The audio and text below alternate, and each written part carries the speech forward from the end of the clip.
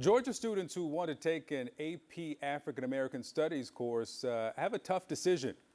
This week, just days before the start of the school year, Georgia Superintendent of Schools Richard Woods announced no state funding would be provided to cover the cost of the class. But then he appeared to reverse course after protests and questions from lawmakers.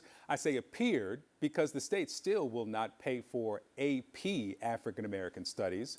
Instead, it will fund the coursework under a different name, an existing state-approved basic African American Studies course.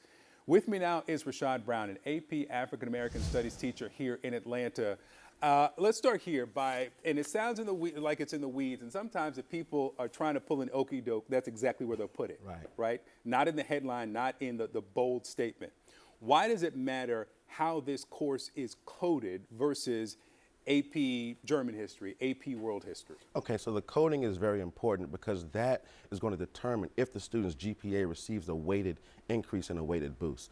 Also, it determines how colleges are going to view the credit. So they won't be able to really necessarily receive college credit for an introductory course compared to an AP course. Furthermore, it also impacts teacher salaries, right? Because teachers receive a bonus if they're teaching an AP class.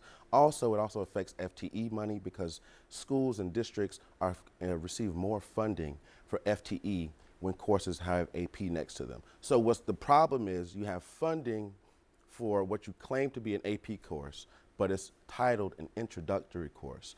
So just to be clear here, that a teacher can teach the entire curriculum, but because it's not coded as AP, it's a disincentive to take that course because you don't get the credit. Correct. The teacher doesn't get the money. Correct. So it would be more advantageous to teach or take AP Japanese history, or AP world history, or AP European history, which is coded properly. So one thing that the spokesperson from the Board of Education said was that all courses are properly coded in the course framework, right? And so the issue is also it puts our students at a competitive disadvantage, right?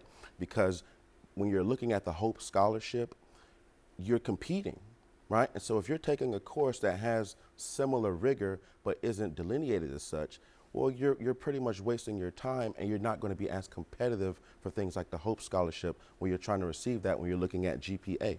Why? Why is this happening? Well, historically, when we look at things, especially in the antebellum South, because it's not just here in Georgia, this is also happening in Arkansas, South Carolina.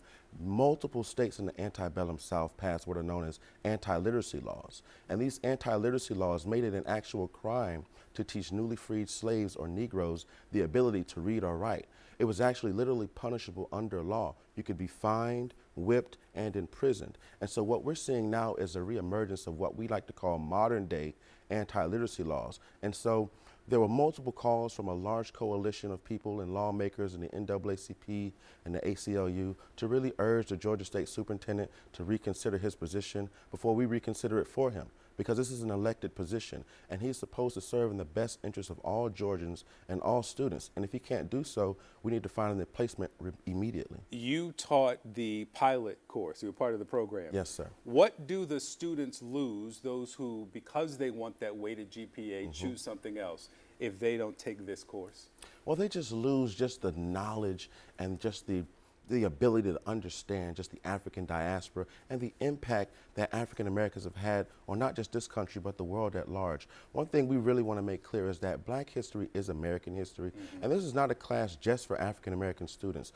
We have a multicultural coalition of students who really want to take this course, who have really advocated for this course, and who really want to stand up and make sure that their rights are protected and that the Georgia State Superintendent makes sure that he hears their voice. Rashad Brown, thank you. Thank you, sir.